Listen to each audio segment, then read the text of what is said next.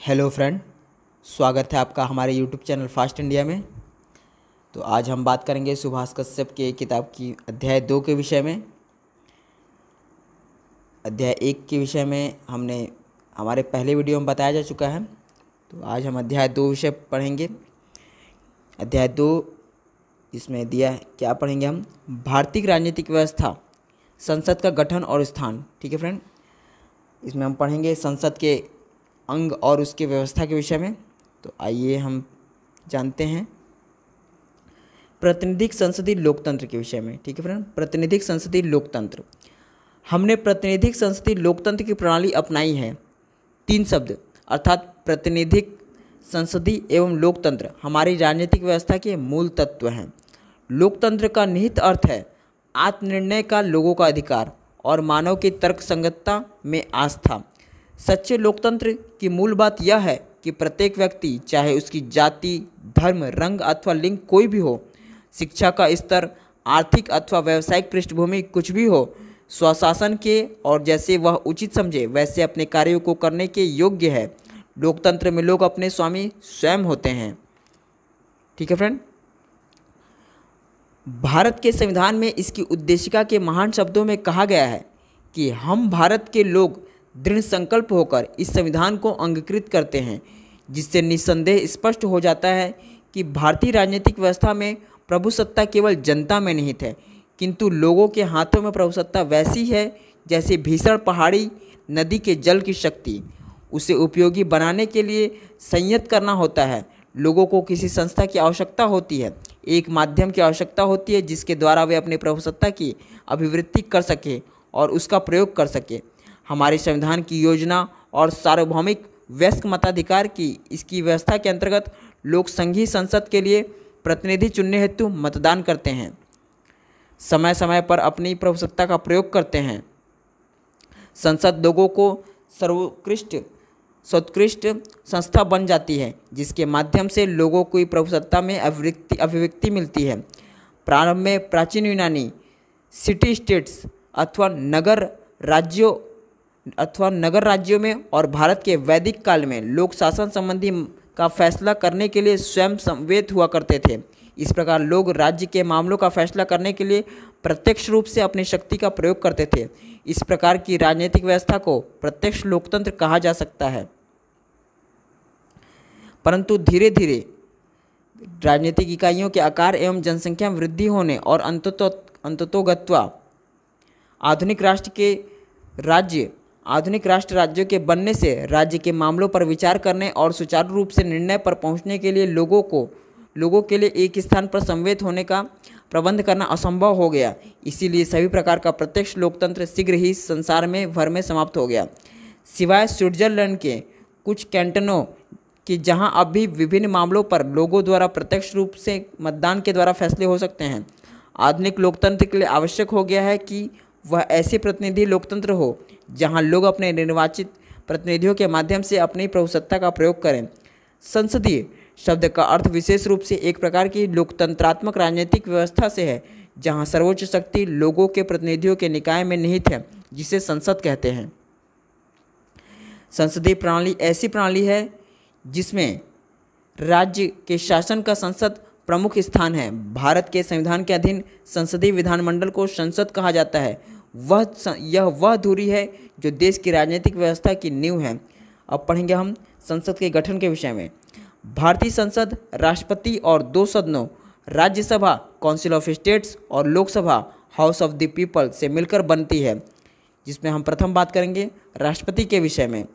गणराज्य के राष्ट्रपति का निर्वाचन प्रत्यक्ष रूप से ऐसे निर्वाचक मंडल द्वारा किया जाता है जिसमें संसद के दोनों सदनों के निर्वाचित सदस्य राज्य की विधानसभाओं के निर्वाचित सदस्य होते हैं।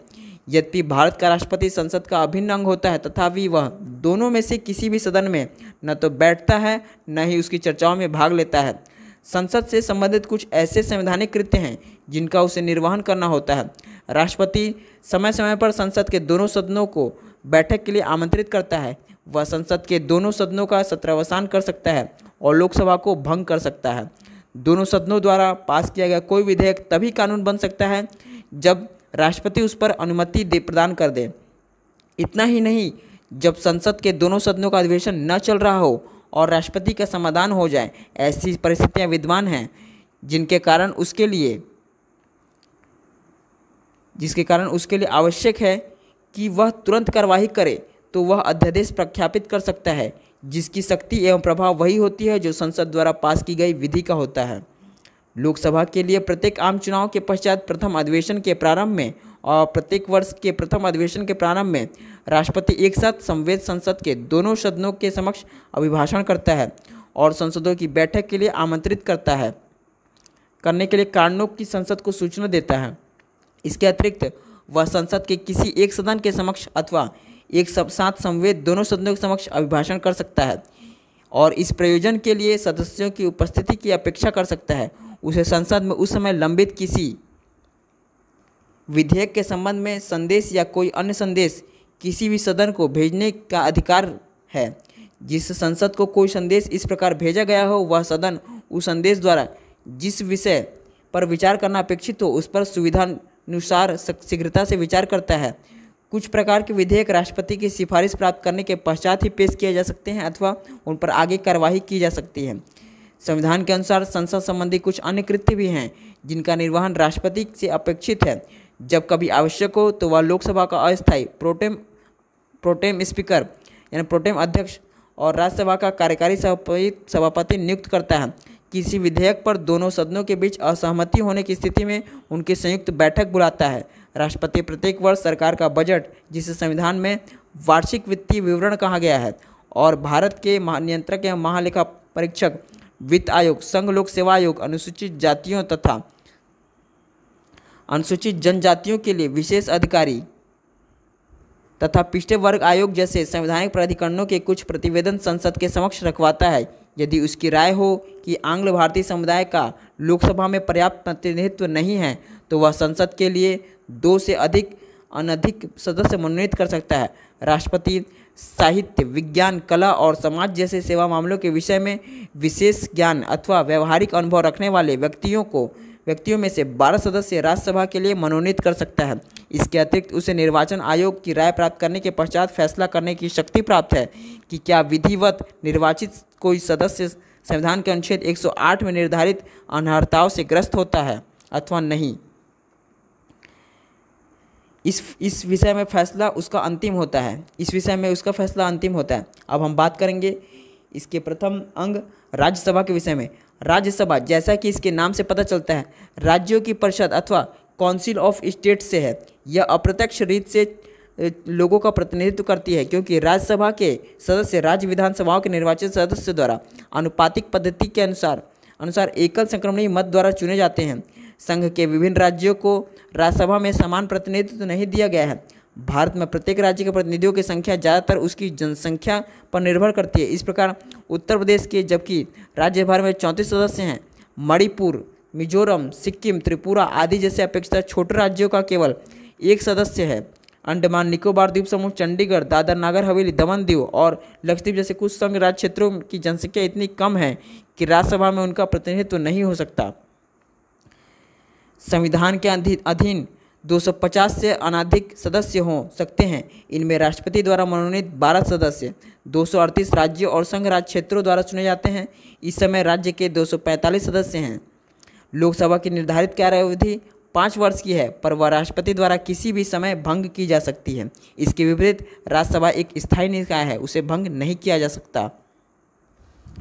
राज्यसभा के प्रत्येक सदस्य की कार्यावधि 6 वर्षों की होती है। उसके सदस्यों में यथासंभव 1/3 सदस्य प्रत्येक द्वितीय वर्ष की समाप्ति पर निवृत्त हो जाते हैं। सदस्यों की पदावधि उस अवधि से आरंभ हो जाती है जब भारत सरकार द्वारा सदस्यों के नाम राजपत्र में अधिसूचित किए जाते हैं।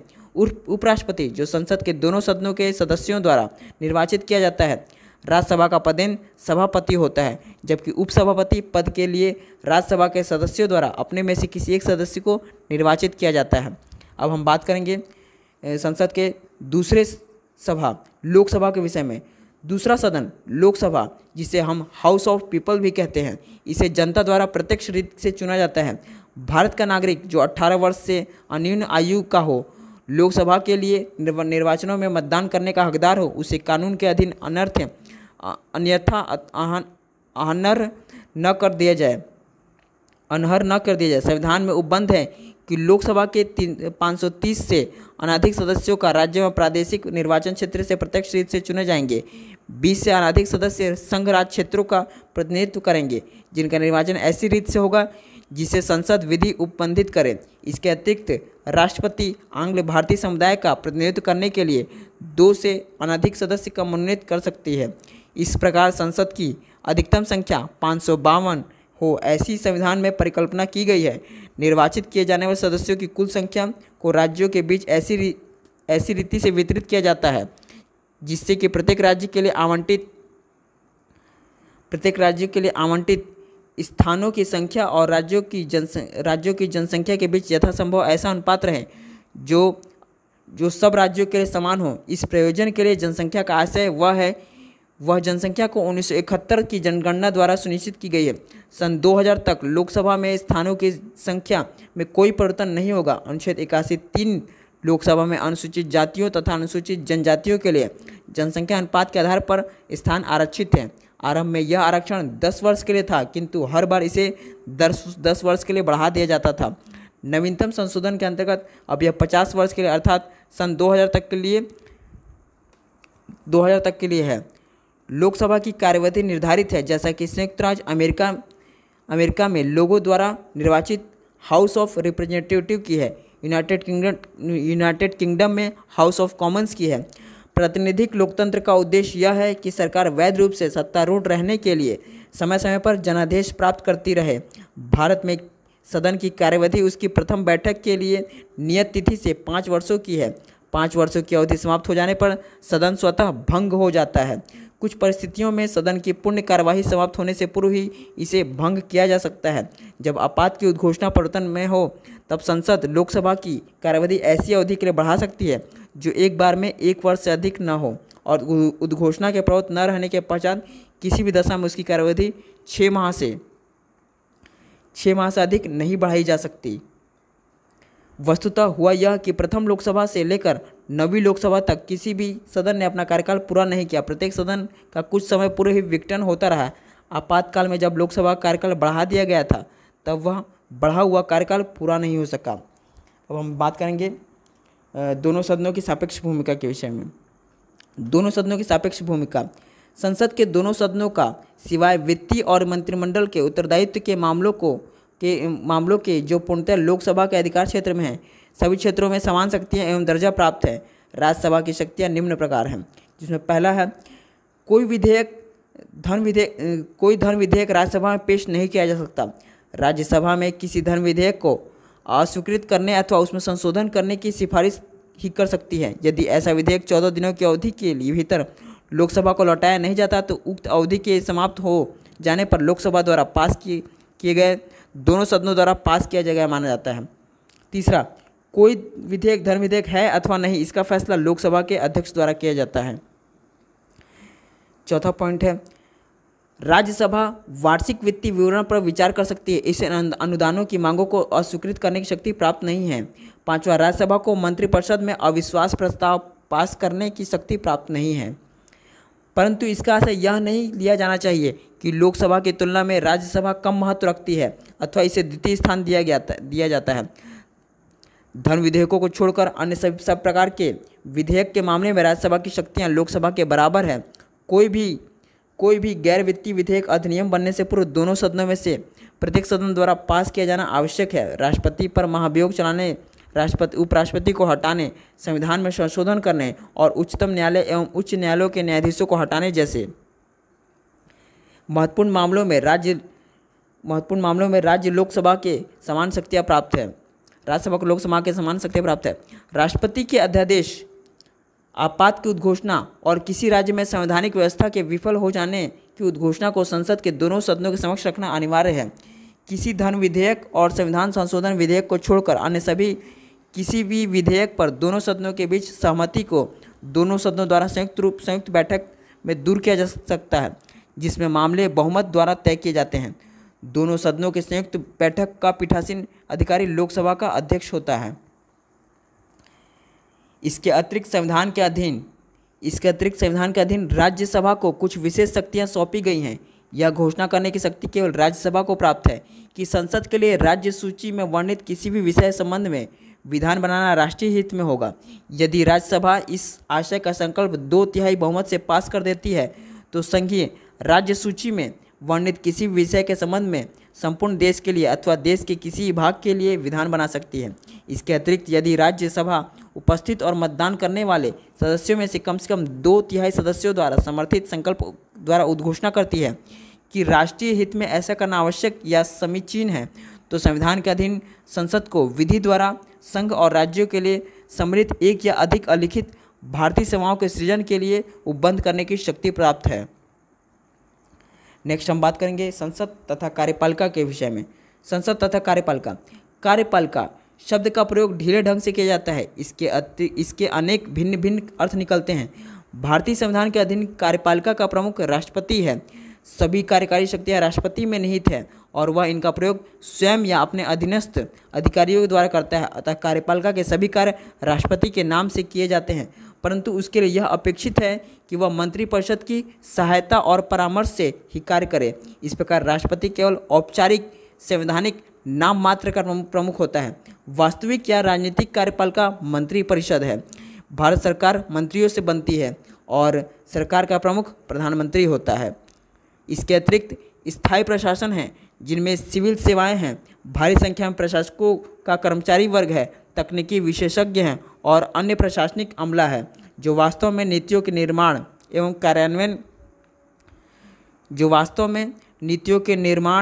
एवं कार्यान्वयन में मंत्रियों की सहायता करता है। अतः विचार से स्पष्टीकरण के लिए कार्यपालिका शब्द का प्रयोग राजनीतिक कार्यपालिका को अर्थात मंत्रिपरिषद को निर्दिष्ट करने हेतु किया जाता है, जबकि प्रशासन या प्रशासनिक का अर्थ स्थायी सेवा या प्रशासनिक व्यवस्था से है।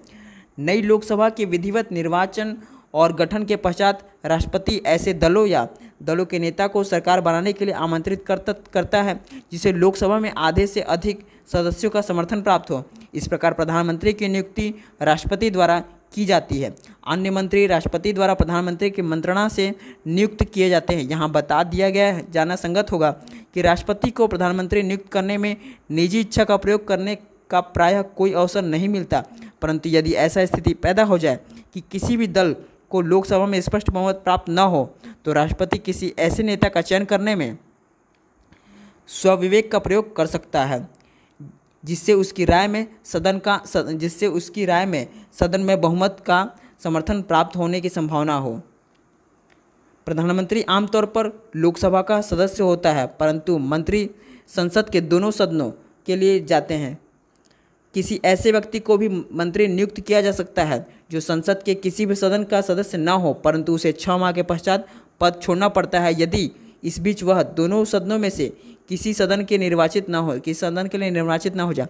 मंत्रिपरिषद सामूहिक रूप से लोकसभा के प्रति उत्तरदायी है, अतः उसके लिए यह जरूरी है कि लोकसभा का विश्वास खोते ही पद त्याग कर दे।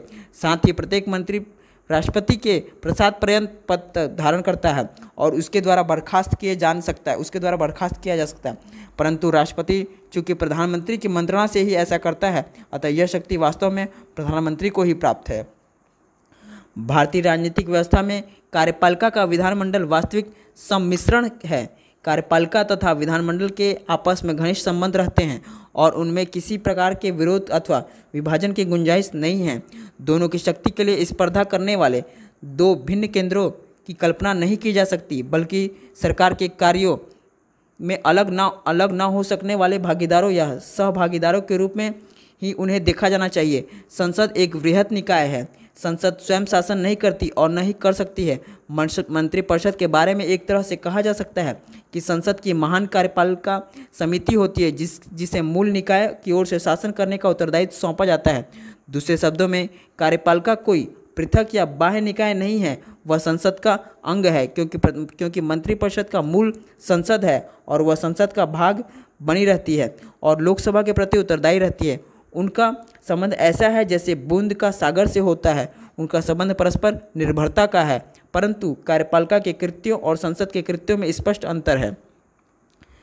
संसद का कार्य विधान बनाना, मंत्रणा देना, आलोचना करना और लोगों की शिकायतों को व्यक्त करना कार्यपालिका का कृत्य शासन करना है, जबकि वह संसद की ओर से शासन करती है। भारतीय संसद के प्रथम सचिव के शब्दों में संसद को सरकार के उत्तरदायित्वों में किसी भी समय हिस्सा नहीं लेना चाहिए, क्योंकि यदि संसद एक बार ऐसा करना आरंभ कर देती है तो संसद के तथा कार्यपालिका के उत्तरदायित्व अस्पष्ट हो जाते हैं। संसद कमजोर होने लगती है और आलोचना करने की अपनी पूर्ण शक्ति प्रयोग नहीं कर सकती। कार्यपालिका को विधायी और वित्तीय प्रस्ताव तैयार करने, उन्हें संसद के समक्ष रखने, स्वीकृति नीतियों, संसद द्वारा किसी भी प्रकार की अड़चन पैदा किए बिना कार्य रूप देने का लगभग असीमित अधिकार प्राप्त है। तो संसद को सूचना प्राप्त करने, चर्चा करने, छानबीन करने और कार्यपालिका द्वारा प्रस्तुत प्रस्तावों पर जनप्रतिनिधियों की स्वीकृति की मुहर लगाने की असीम शक्ति प्राप्त है। कार्यपालिका तथा प्रशासन संसद के प्रति उत्तरदायी रहते हैं। संसद का कृत्य कार्यपालिका पर राजनीतिक एवं वित्तीय नियंत्रण रखना और प्रशासन पर संसदीय निगरानी सुनिश्चित करना है। नेक्स्ट हम बात करेंगे संसद तथा न्यायपालिका के विषय में। संसद तथा न्यायपालिका। भारत में न्यायपालिका विधानमंडल तथा कार्यपालिका के साथ एक समन्वयकारी प्राधिकरण है। भारत का उच्चतम न्यायालय और उच्च न्यायालय मिलकर एकीकृत न्यायपालिका बनती है। उच्चतम न्यायालय को न्यायिक व्यवस्था में सर्वोच्च स्थान प्राप्त है। वह देश का उच्चतम न्यायाधिकरण है। संसद को न्यायालयों के गठन, संगठन, अधिकार क्षेत्र एवं शक्तियाँ विनियमित करने और वाले विधान बनाने की शक्ति प्राप्त है। भारत का उच्चतम न्यायालय मुख्य न्यायाधीश और अन्य न्यायाधीशों से मिलकर बनता है। संविधान में यह निर्धारित था कि मुख्य न्यायाधीश के अलावा अन्य न्यायाधीशों की संख्या 7 से अधिक नहीं होगी, परंतु संसद को शक्ति दी गई थी कि वह विधि द्वारा अधिक संख्या में न्यायाधीश निर्धारित करे। इस उपबंध के अधीन संसद ने उच्चतम न्यायालय न्यायाधीशों की संख्या अधिनियम पास किया जा सके जिसके अनुसार अन्य न्यायाधीशों की संख्या बढ़ाकर 10 कर दी गई। बाद में इस अधिनियम के अनेक संशोधनों द्वारा 25 कर दी गई। इस प्रकार इस समय उच्चतम न्यायालय के न्यायाधीशों की संख्या मुख्य न्यायाधीश सहित 31 हैं। प्रत्येक राज्य के लिए एक उच्च न्यायालय है जो मुख्य न्यायाधीशों तथा ऐसे अन्य न्यायाधीशों से बनता है जो राष्ट्रपति समय समय पर नियुक्त करना आवश्यक समझे। संविधान के अधीन संसद द्वारा विधि द्वारा, जिसमें कुछ पॉइंट है जिसे हम देख लेंगे। पहला, किसी संघ राज्य क्षेत्र पर किसी उच्च न्यायालय के अधिकार क्षेत्र का विस्तार कर सकती है या किसी संघ राज्य क्षेत्र को किसी उच्च न्यायालय के अधिकार क्षेत्र से निकाल सकती है। दूसरा, 2 या 2 से अधिक राज्यों के लिए या 2 या 2 से अधिक राज्यों तथा संघ राज्य क्षेत्रों के लिए एक ही उच्च न्यायालय स्थापित कर सकती है। और तीसरा, किसी संघ राज्य क्षेत्र के लिए उच्चतम न्यायालय का गठन कर सकती है या किसी ऐसे राज्य क्षेत्र में किसी न्यायालय को संविधान सभा के किसी प्रयोजनार्थ उच्च न्यायालय घोषित कर सकती है। उच्चतम न्यायालय के न्यायाधीश राष्ट्रपति द्वारा मुख्य न्यायाधीश और उच्चतम न्यायालय के और राज्यों के उच्च न्यायालयों के ऐसे न्यायाधीशों से जैसे वह आवश्यक समझे परामर्श करने के पश्चात नियुक्त किए जाते हैं। उच्च न्यायालय के न्यायाधीश राष्ट्रपति द्वारा भारत के मुख्य न्यायाधीश संबंधित राज्य के राज्यपाल अथवा उस न्यायालय के मुख्य न्यायाधीशों के साथ परामर्श करने के पश्चात नियुक्त किए जाते हैं। किसी भी न्यायालय का न्यायाधीश अपने हाथ से लिखकर राष्ट्रपति को संबोधित करके अपने पद से त्यागपत्र दे सकता है, परंतु उसे सिवाय संविधान की निर्धारित प्रक्रिया के द्वारा अपने पद से हटाया नहीं जा सकता। आम धारणा यह है कि न्यायाधीशों को हटाने के लिए महाभियोग का प्रस्ताव लाना होता है। वस्तुतः ऐसा नहीं है। संविधान में ऐसा कोई प्रावधान नहीं है। महाभियोग की प्रक्रिया केवल राष्ट्रपति के लिए है, जिसे किसी न्यायाधीश को अपने पद से त्याग से तभी हटाया जा सकता है यदि संसद के दोनों सदनों द्वारा एक विशेष बहुमत अर्थात उस सदन की कुल सदस्य संख्या के बहुमत द्वारा प्रत्येक सदन के उपस्थित और मतदान करने वाले सदस्यों के कम से कम 2/3 बहुमत द्वारा पास किया गया संयुक्त समावेदन संसद के उसी सत्र में राष्ट्रपति के समक्ष रखा जाए। उच्चतम न्यायालय या किसी उच्च न्यायालय के किसी न्यायाधीश को उसके कर्तव्यों के निर्वहन में आचरण के विषय में सिवाय उस न्यायाधीश को हटाने की प्रार्थना करने वाले समावेदन को राष्ट्रपति के समक्ष प्रस्तुत करने के प्रस्ताव के अन्य किसी प्रकार की चर्चा करने की संसद को शक्ति प्राप्त नहीं है। ऐसा उपबंध स्पष्ट इसलिए रखा गया है कि न्यायाधीश कार्यपालिका तथा विधानमंडल के प्रभाव से मुक्त रहे, परंतु इस संबंध में न्यायाधीश को प्राप्त संरक्षण उसके न्यायिक कर्तव्यों तक सीमित है, उसके निजी आचरण के लिए नहीं। संसद विधि द्वारा संघ के लिए एक प्रशासनिक अधिकरण एडमिनिस्ट्रेटिव ट्रिब्यूनल और प्रत्येक राज्य के लिए 2 या 2 से अधिक राज्यों के लिए एक पृथक प्रशासनिक अधिकरण की स्थापना के लिए उपबंध कर सकती है। इस उपबंध के अधीन बनाए गए कानून में यह उल्लेख किया जाता है कि अधिकरणों के अधिकार क्षेत्र क्या क्या होंगे और शक्तियाँ क्या क्या होंगी। ऐसे कानून में उच्चतम न्यायालय के अनुच्छेद 136 के अधीन कार्यक्षेत्र हैं। अधीन कार्यक्षेत्र के सिवाय सभी न्यायालयों के अधिकार क्षेत्र का कुछ उल्लिखित मामलों के संबंध में अपवर्जन किया जा सकता है। इसके अतिरिक्त संविधान के अधीन संसद को एक अखिल भारतीय न्यायिक सेवा बनाने की शक्ति प्राप्त है, जिसमें जिला न्यायाधीश से छोटा कोई पद न हो। संसद के किसी भी सदन की किसी कार्यवाही की विधि मान्यता को प्रक्रिया की किसी कथित अनियमितता के आधार पर किसी न्यायालय में चुनौती नहीं दी जा सकती। प्रत्येक सदस्य का पीठासीन अधिकारी या कोई अन्य अधिकारी या संसद सदस्य जिसमें प्रक्रिया को विनियमित करने या संसद के किसी भी सदन के निर्णय को लागू करने का या कार्य रूप देने की शक्तियाँ निहित की गई हों, उन शक्तियों का प्रयोग करने में न्यायालय के अधिकार क्षेत्र में नहीं आता। सदन के आंतरिक मामलों को प्रभावित करने वाले किसी मामले में संबंध में रीट निर्देश या आदेश जारी करना न्यायालयों का अधिकार क्षेत्र से परे है।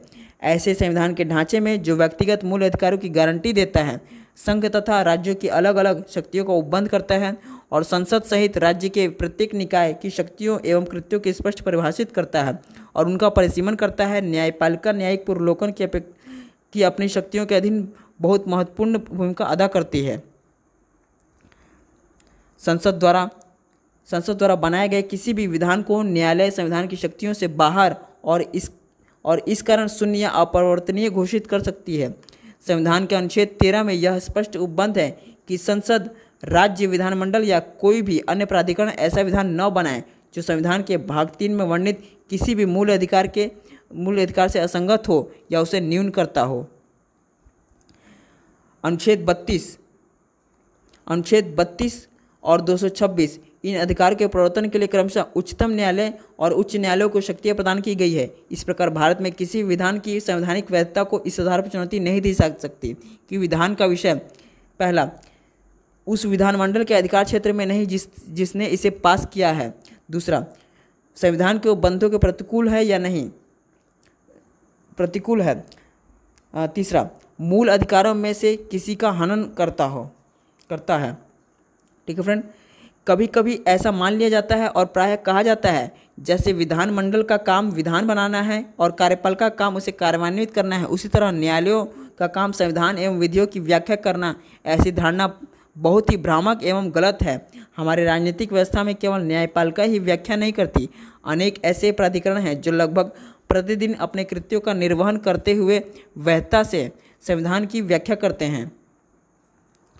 उदाहरणार्थ, संसद के दोनों सदनों के पीठासीन अधिकारियों को अपने विनिर्णय देते हुए उनके अपने संसदों में अंतिम होते हैं। संविधान के उपबंधों की व्याख्या करनी पड़ती है। न्यायालयों का मूल कृत्य व्यक्तियों के बीच, व्यक्तियों और राज्यों के बीच, एक राज्य तथा दूसरे राज्यों के बीच विवादों का न्याय निर्णय करना और न्याय निर्णय करते हुए न्यायालयों के लिए संविधान तथा विधियों की व्याख्या करना अपेक्षित हो सकता है और जो व्याख्या उच्चतम न्यायालय द्वारा की जाती है वह विधान बन जाती है जिसे देश के सभी न्यायालय मानते हैं। उच्चतम न्यायालय के फैसले के विरुद्ध कोई अपील नहीं है। वह तब तक देश के कानून के रूप में बना रहता है जब तक कि स्वयं उच्चतम न्यायालय उस व्याख्या का पुनर्लोकन न करे या उसे बदल न दे, या जब तक संसद द्वारा उस कानून में या संविधान में उपयुक्त संशोधन न कर दिया जाए। यदि संसद का कोई अधिनियम न्यायपालिका द्वारा रद्द किया जाता है तो संसद ऐसी त्रुटि को दूर करके जिनके कारण वह रद्द किया गया है उसे फिर से अधिनियमित कर सकती है। इसके अतिरिक्त संसद अपनी संवैधानिक शक्तियों की सीमा में रहते हुए संविधान में ऐसी रीति से संशोधन कर सकती है जिससे कि वह कानून असंवैधानिक न रहे। भारतीय संसद इतनी सर्वशक्ति संपन्न नहीं है जितनी कि ब्रिटिश संसद है, जहाँ विधान के न्यायिक पुनर्लोकन की अनुमति नहीं है। साथ ही भारतीय न्यायपालिका इतनी सर्वशक्ति संपन्न नहीं है जितनी कि संयुक्त राज्य अमेरिका में है, जहाँ न्यायिक पुनर्लोकन की वस्तुतः कोई सीमा नहीं है। नेक्स्ट बात करेंगे हम संसद तथा राज्य विधानमंडल के विषय में। ठीक है, संसद तथा राज्य विधानमंडल। भारतीय संविधान द्वारा देश में संघीय शासन प्रणाली स्थापित की गई है क्योंकि संघ तथा राज्यों के बीच विधायी, कार्यपालिका एवं वित्तीय शक्तियों का वितरण किया गया है। परंतु भारतीय राजनीतिक व्यवस्था को संघीय अथवा फेडरल कहना बड़ी संदेहास्पद बात है। संविधान के पाठ में फेडरल शब्द का प्रयोग कहीं नहीं किया गया है। वास्तव में भारत को फेडरेशन का नाम देने का प्रस्ताव संविधान सभा में विशिष्ट रूप से अस्वीकार कर दिया गया था। संविधान के अनुच्छेद 1 में भारत को राज्यों का संघ यूनियन ऑफ स्टेट्स कहा गया है। संविधान में ऐसे बहुत से तत्व हैं और अनेक ऐसे उपबंध हैं जो बहुत स्पष्ट रूप से इसके फेडरल संविधान होने के विरुद्ध है। संयुक्त राज्य अमेरिका के विपरीत भारत में नागरिकता एक है, ध्वज एक है, संविधान एक है, न्यायपालिका भी एकीकृत है और संघ तथा राज्यों में विभाजित नहीं है। परंतु संक्षेप में कहा जा सकता है कि इसके बारे में मतभेद हो सकता है कि क्या भारतीय राजनीतिक व्यवस्था संघीय स्वरूप की है, एकात्मक है या अर्धसंघीय है, या यह एक ऐसी राजनीतिक व्यवस्था है जो भावना से तो एकात्मक है परंतु जिसका ढांचा संघीय स्वरूप का है। भारतीय संघ में इस समय 28 राज्य तथा 8 केंद्र शासित क्षेत्र हैं। जैसे कि संविधान की पहली अनुसूची में उल्लिखित है, संघ का राज्य क्षेत्र राज्य और संघ राज्य क्षेत्रों में बटा हुआ है। किसी राज्य द्वारा बनाया गया विधान उस राज्य के राज्य क्षेत्र में ही लागू हो सकता है। संघ की संसद भारत के संपूर्ण राज्य क्षेत्र या उसके किसी विभाग के लिए विधान बना सकती है। संसद को राज्य क्षेत्रातीत विधान बनाने की शक्ति भी प्राप्त है, अर्थात इसके द्वारा बनाया गया कोई विधान केवल भारतीय राज्य क्षेत्र के लोगों और संपत्ति पर ही लागू नहीं होगा बल्कि विदेशों में रह रहे भारतीय नागरिकों पर भी लागू होगा। राज्यों को ऐसा विधान बनाने की शक्ति प्राप्त नहीं है। संविधान में संघ और राज्यों के बीच विधायी शक्तियों का वितरण तीन प्रकार से करने का उपबंध किया गया है। सूची 1 अथवा संघ सूची में 97 विषय हैं जिनके बारे में केवल संसद ही विधान बना सकता है। सूची 2 राज्य सूची जिसमें 66 विषय हैं जिनके बारे में केवल राज्य विधानमंडल ही बना सकते हैं। सूची 3 समवर्ती सूची जिसमें 47 मदें हैं जिनके बारे में संसद और राज्य विधानमंडल दोनों ही विधान बना सकते हैं। यद्यपि संविधान द्वारा आवंटित अपने अपने क्षेत्रों में संसद और राज्य विधानमंडलों को पूर्ण स्वायत्तता प्राप्त है, तथापि शक्तियों के वितरण की योजना में विधायी क्षेत्र में संसद के सामान्य प्रभुत्व पर बल दिया गया है। संघ सूची में जो 3 सूचियों में सबसे लंबी है, रक्षा, वैदेशिक कार्य, रेलवे, संचार, बैंकिंग, मुद्रा आदि जैसे महत्वपूर्ण विषय हैं। अवशिष्ट शक्तियां अर्थात ऐसे विषय के संबंध में विधान की शक्ति जो तीनों में से किसी भी सूची में वर्णित न हो, संसद को प्राप्त है। इसके अतिरिक्त समवर्ती सूची में एक ही विषय के संबंध में संघ और राज्य के विधान में टकराव होने की स्थिति में संघ का विधान मान्य होता है। दूसरे शब्दों में इस संबंध में संघ के विधान का स्थान पहला है। समवर्ती क्षेत्र में किसी विषय में राज्य के विधि के पक्ष में इस नियम का अपवाद है कि संसद पहले किसी विधान के साथ टकराव होने के मामले में राज्य का विधान मान्य रहता है यदि उसे विचारार्थ रखा गया हो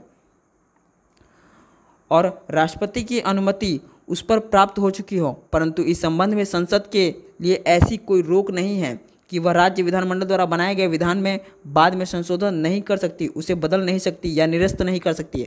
प्रत्येक राज्य की कार्यपालिका शक्ति का प्रयोग इस प्रकार किया जाना अपेक्षित है जिससे संसद द्वारा बनाए गए विधान का अनुपालन सुनिश्चित हो। राज्यों के लिए पूर्णतः रक्षित क्षेत्रों में भी संसद को कुछ परिस्थितियों में विधान बनाने की शक्ति प्राप्त है। इस प्रकार जब कभी राज्यसभा एक संकल्प पास करके जिससे विशेष बहुमत प्राप्त हो यह घोषणा करती है कि ऐसा करना राष्ट्रीय हित में आवश्यक है या समीचीन है, तो संसद राज्य सूची में उल्लिखित किसी भी विषय पर विधान बना सकती है। इसके अतिरिक्त जब आपात की उद्घोषणा प्रवर्तन में हो तो संसद द्वारा विधान बनाने की शक्ति विस्तार हो जाता है जिससे वह राज्य सूची के किसी विषय पर विधान बना सकती है।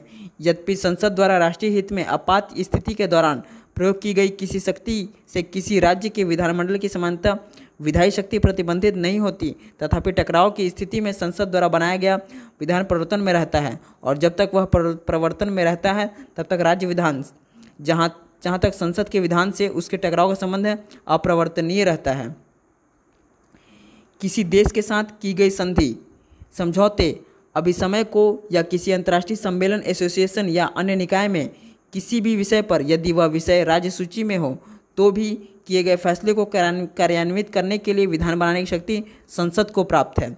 संसद से निवेदन किए जाने पर वह राज्य सूची के किसी भी विषय पर विधान बना सकती है यदि 2 या 2 से अधिक राज्य विधानमंडल ऐसा वांछनीय समझे कि उनके अधिकार क्षेत्र वाले किसी भी विषय का विनियमन संसद के विधान द्वारा होना चाहिए और इस आशय का संकल्प पास करते हैं तो संसद आवश्यक विधान बना सकती है, परंतु इस प्रकार बनाया गया विधान उन्हीं राज्यों में प्रभावित रहता है जिन्होंने इस हेतु निवेदन किया हो, और अन्य राज्य उन राज्यों में भी जो इसके बारे में संकल्प पास करने के बाद में उन्हें अपना ले। ठीक है। संघ सूची की कुछ प्रविष्टियों में भी संसद को शक्ति प्रदान हो जाती है कि वह विधि द्वारा अपेक्षित घोषणा करके कुछ क्षेत्रों और विषय राज्य के क्षेत्र से अपने अधिकार में ले ले। संविधान में उपबंध है कि यदि राष्ट्रपति का किसी राज्य के राज्यपाल से रिपोर्ट मिलने पर या अन्यथा यह समाधान हो जाता है कि ऐसी स्थिति उत्पन्न हो गई है जिससे उस राज्य का शासन संविधान के उपबंधों के अनुसार नहीं चलाया जा सकता, तो राष्ट्रपति उद्घोषणा द्वारा उस राज्य की सरकार के सभी कोई कृत्य को अपने हाथ में ले सकता है और यह घोषणा कर सकता है कि राज्य के विधानमंडल की शक्तियों का प्रयोग संसद द्वारा या उसके प्राधिकार के अधीन किया जाएगा। नए राज्यों की स्थापना एवं गठन के मामले में भी संसद का प्रभुत्व का संकेत मिलता है। संसद को यह शक्ति प्राप्त है कि वह पहला किसी राज्य में उसका क्षेत्र अलग करके अथवा दो या अधिक राज्यों को मिलाकर नए राज्य का निर्माण कर सकती है। दूसरा, किसी राज्य का क्षेत्र बढ़ा या घटा सकती है। तीसरा, किसी राज्य की सीमाओं में परिवर्तन कर सकती है। और चौथा, किसी राज्य के नाम में परिवर्तन कर सकती है। ये परिवर्तन संविधान में संशोधनों की तरह न होकर ऐसे संशोधन हैं जो राष्ट्रपति की सिफारिश पर संसद द्वारा साधारण बहुमत से विधेयक पास करके किए जा सकते हैं। ऐसे विधेयकों पर संबंधित राज्यों के विधानमंडलों के इस प्रयोजनार्थ निर्धारित अवधि में विचार जानने के लिए उनके पास भेजना अपेक्षित है, परंतु विधेयक इस प्रकार विधानमंडलों के पास भेजने से संसद की जैसा वह उचित समझे वैसा परिवर्तन करके शक्ति कम नहीं होती। इसके अतिरिक्त संसद को किसी राज्य में विधान परिषद का साधारण प्रक्रिया द्वारा उत्पादन या सृजन करने की शक्ति प्राप्त है, जिसके लिए संविधान में संशोधन करना अपेक्षित नहीं है। यदि किसी राज्य की विधानसभा विशेष बहुमत से इस आशय का संकल्प पास कर देती है तो संसद के अधिनियम द्वारा ही ऐसा हो सकता है। अंतिम परंतु महत्वपूर्ण बात यह है कि संसद राज्यपाल के द्वारा राज्यों पर कुछ नियंत्रण रखती है। जैसा कि हम जानते हैं, राष्ट्रपति संसद का एक अंग है और साथ ही वह संघ की कार्यपालिका का प्रमुख भी है। राज्यों के राज्यपाल उसके द्वारा नियुक्त किए जाते हैं और वे राष्ट्रपति के प्रसाद पर्यंत पद धारण करते हैं। इसके अतिरिक्त राष्ट्रपति ऐसी किसी आकस्मिकता में जिसके लिए संविधान में उपबंध न किया गया हो, राज्य के राज्यपाल के कृत्यों के निर्वहन के लिए ऐसे उपबंध कर सकता है जो वह ठीक समझे। परंतु इस सब तथ्यों से यह अभिप्राय नहीं कि भारत में राज्य संघ एकमात्र प्रशासनिक एजेंट हो। संविधान में निर्धारित सीमाओं में रहकर संघ और राज्य एक दूसरे में स्वतंत्र हैं, अपने क्षेत्र में कोई एक दूसरे का अधीन नहीं है। अंबेडकर के शब्दों में संविधान द्वारा नियत किए गए अपने क्षेत्र में राज्य उतने ही संपन्न हैं जितना कि केंद्र संविधान द्वारा सौंपे गए अपने क्षेत्र में है। एक का प्राधिकार दूसरे के प्राधिकार से समन्वयकारी है। वास्तव में भारत के संघ और राज्यों का संबंध निम्नलिखित दो विरोधी विचारों के समझौते का प्रतीक है। पहला, शक्तियों का सामान्य विभाजन जिसके अनुसार राज्य अपने क्षेत्र में स्वायत्त है। दूसरा, विशेष परिस्थितियों में राष्ट्रीय एकता और मजबूत संघ की आवश्यकता। इस प्रकार व्यवहार में भारत में, जैसे कि ग्रैनविल ऑस्टिन द्वारा कहा गया है, एक सहकारी संघ विद्यमान है जिसमें संसद का प्रभुत्व तो है परंतु इस कारण राज्य कमजोर नहीं है। किसके द्वारा कहा गया है ये? कि ग्रैनविल ऑस्टिन के द्वारा कहा गया है कि एक सहकारी संघ विद्यमान है जिसमें संसद का प्रभुत्व तो है परंतु इस कारण राज्य कमजोर नहीं है। नेक्स्ट हम देखेंगे इसके निष्कर्ष के विषय में। निष्कर्ष जान लेंगे। निष्कर्ष यह है कि हमारी व्यवस्था में सभी वयस्क लोग अर्थात जिन्होंने 18 वर्ष की आयु प्राप्त कर ली हो मतदाता हैं। वे अपने राज्यों में लोकसभा और विधानसभाओं के सदस्य चुनते हैं। राज्यों की विधानसभाएं फिर राज्यसभा के सदस्य चुनती है। राष्ट्रपति का निर्वाचन एक निर्वाचन मंडल द्वारा किया जाता है जिसमें राज्यसभा, लोकसभा और राज्यों के विधानसभाओं के निर्वाचित सदस्य होते हैं। वह नाम मात्र अथवा संवैधानिक कार्यपालिका है। वास्तविक अथवा राजनीतिक कार्यपालिका मंत्रिपरिषद होती है। मंत्रीगण सदस्य अवश्य होने चाहिए। वे सामूहिक रूप से लोकसभा के प्रति उत्तरदायी होते हैं। उच्चतम न्यायालय और उच्च न्यायालयों के न्यायाधीश राष्ट्रपति द्वारा नियुक्त किए जाते हैं।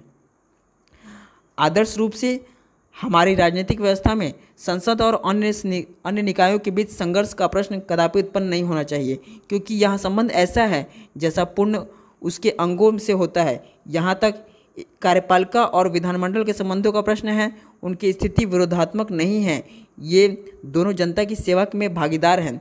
भारत की संसद राष्ट्रीय स्तर पर संवैधानिक रूप से संगठित सभी लोगों के विचारों का प्रतिनिधित्व करती है। उसका देश की राजनीतिक व्यवस्था में बहुत महत्वपूर्ण स्थान है। इसमें जनता की प्रभुसत्ता का समावेश एवं सार है। यह राष्ट्र की आवाज़ और उसका दर्पण है। संविधान के उद्देशिका में यह पूरी तरह स्पष्ट किया गया है कि संपूर्ण शक्ति का अंतिम स्रोत भारत के लोग हैं, जिनमें प्रभुसत्ता निहित है।